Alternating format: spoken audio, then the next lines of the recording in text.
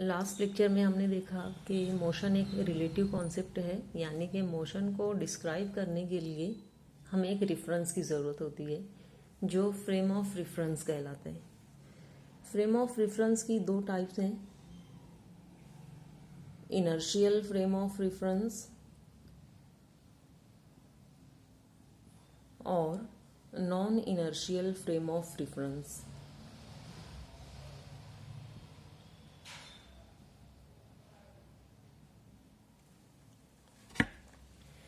फिर से हम वही एग्जाम्पल कंसिडर करेंगे। Suppose there is a person A standing on a railway platform. एक ट्रेन प्लेटफॉर्म की तरफ आ रही है और ट्रेन में सपोज दो पैसेंजर्स हैं, पैसेंजर बी और पैसेंजर सी। अगर हम पर्सन ए के रेफरेंस में इन पैसेंजर्स की मोशन को डिस्क्राइब करें तो according to person A these two passengers are moving. अगर ट्रेन यूनिफॉर्म वेलोसिटी से ट्रैवल कर रही है then according to person A these two persons in the train are moving with uniform velocity। अगर हम पैसेंजर बी के reference में passenger C की मोशन को डिस्क्राइब करें तो चूंकि with respect to B person C या पैसेंजर सी की पोजीशन चेंज नहीं हो रही है, इसलिए पैसेंजर बी के मुताबिक पैसेंजर सी स्टेशनरी है।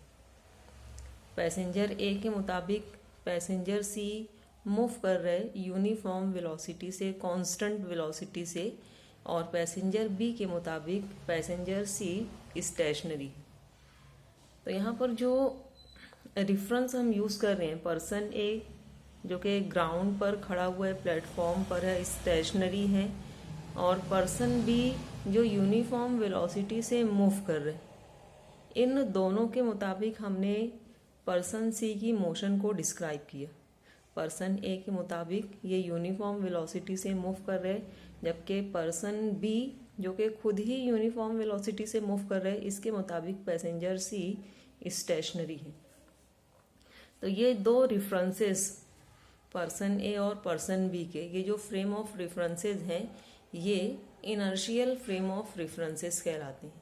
तो इनर्शियल फ्रेम को हम डिफाइंड करेंगे as the frame of reference which is stationary और which is moving with a constant velocity.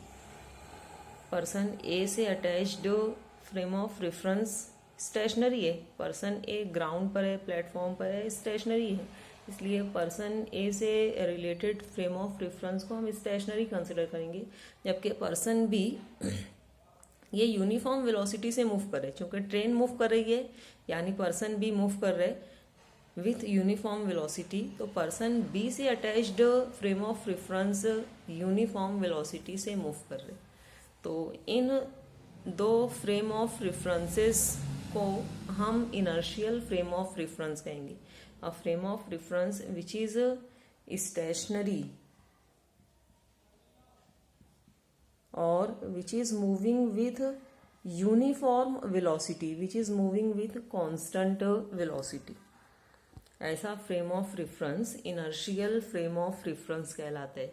यानी इन फ्रेम ऑफ रेफरेंसेस में न्यूटन्स लॉ वैलिड होगा। दोनों में ही एक्सेलरेशन नहीं है। Frame of reference attached with person A और विद ग्राउंड स्टेशनरी है, स्टेशनरी है यानी वेलोसिटी जीरो, वेलोसिटी जीरो यानी acceleration zero.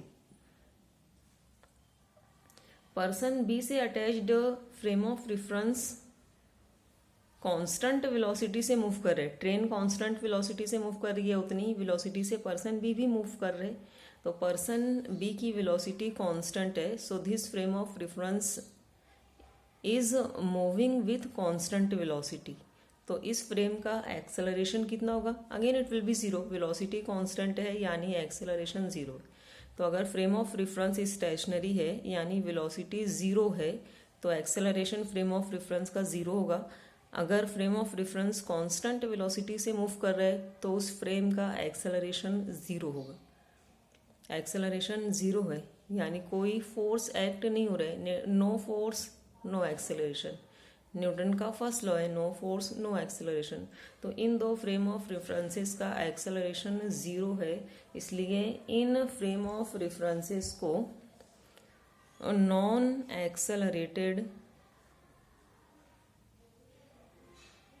Frame of reference भी कहा जाता है। इनर्शियल फ्रेम या non accelerated frame of reference ऐसा फ्रेम ऑफ रेफरेंस होगा जो या तो स्टेशनरी होगा या कांस्टेंट वेलोसिटी से मूव करेगा। तो इनर्शियल फ्रेम को हम डिफाइन करेंगे, a frame of reference which is either stationary और which is moving with constant velocity. ऐसा फ्रेम ऑफ रेफरेंस जो स्टेशनरी हो या जो कांस्टेंट वेलोसिटी से मूव करे, यानी अगर फ्रेम ऑफ रेफरेंस का एक्सेलरेशन ज़ीरो होगा तो ऐसे फ्रेम ऑफ रेफरेंस को हम इनर्शियल फ्रेम ऑफ रेफरेंस कहेंगे, या इसे नॉन एक्सेलरेटेड, एक्सेलरेशन ज़ीरो है, एक्सेलरेशन नहीं है, इसलिए इसे non accelerated frame of reference कहेंगे। ऐसे फ्रेम ऑफ रेफरेंस में न्यूटन्स लॉ वैलिड होता है। Newton's laws are valid in such frame of reference.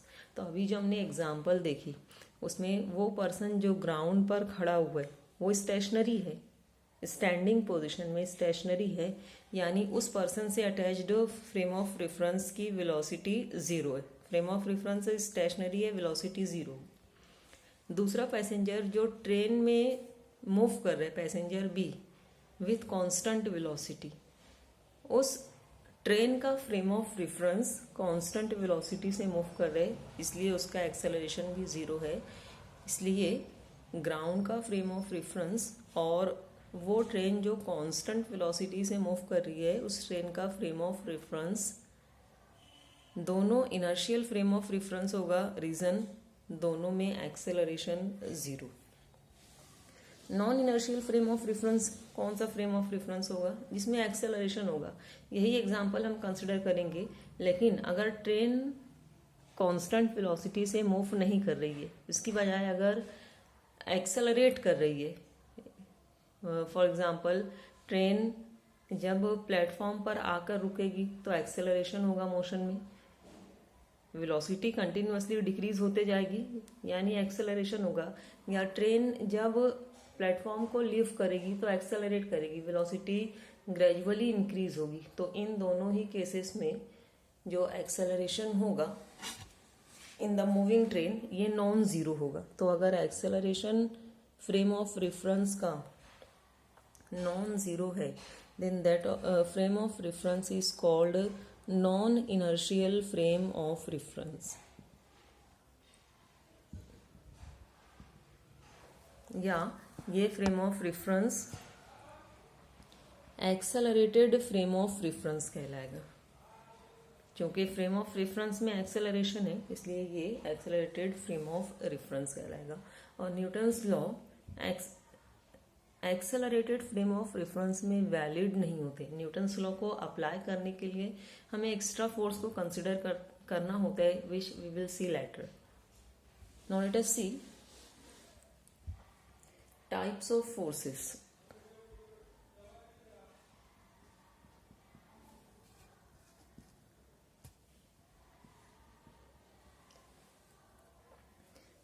Universe में 4 फंडामेंटल फोर्सेस कंसिडर किए गए हैं।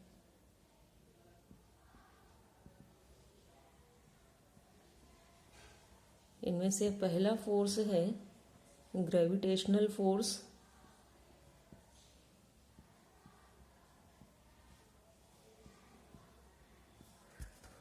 दूसरा टाइप है फोर्स का इलेक्ट्रोमैग्नेटिक फोर्स, थर्ड टाइप है स्ट्रॉन्ग न्यूक्लियर फोर्स, और फोर्थ टाइप है फोर्स की weak nuclear force. So we will see all these types one by one. So first type is gravitational force.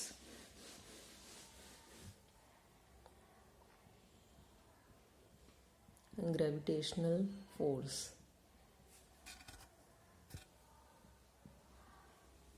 ऐसा force जो दो point masses के बीच में, जो कि फाइनाइट डिस्टेंस से सेपरेटेड हों, पाया जाता है, that is called gravitational force. कोई भी ऑब्जेक्ट्स जो अपने मासेस की वजह से एक दूसरे को अट्रैक्ट करते हैं, इनके बीच में force of attraction gravitational force कहलाता है। For example, this is the first mass m1, this the second mass m2, और दोनों मासेस के बीच में डिस्टेंस ऑफ सेपरेशन है r। हर बॉडी, हर मास दूसरे मास को अट्रैक्ट करेगा by a force which is given by F equal to G m1 m2 upon r square. यहाँ पर m1 पहला मास है, m2 दूसरा मास है, r दोनों मासेस के बीच का डिस्टेंस ऑफ सेपरेशन है, और g कांस्टेंट है विच इज कॉल्ड